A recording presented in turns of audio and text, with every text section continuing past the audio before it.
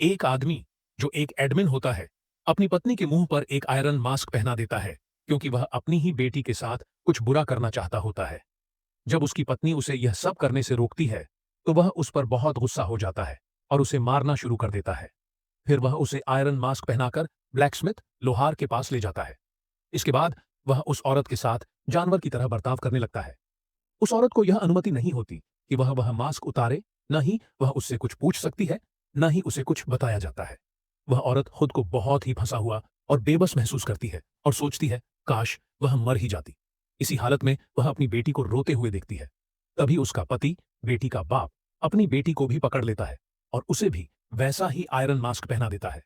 फिर वह अपनी बेटी से कहता है कि अब तुम अपनी मां की जगह ले लो। तभी उस लड़की का बॉयफ्रेंड वहां आ जाता है और उस आदमी की तरफ बंदूक तान देता है। वह बंदूक की चाबी या ट्रिगर की लेने की कोशिश करता है और लड़की को देने की कोशिश करता है, लेकिन लड़की का बाप मौका पा जाता है और उससे बंदूक छीन लेता है और उस पर गोली चला देता है। लड़की का बॉयफ्रेंड मर जाता है। यह देखकर लड़की बहुत डर जाती है।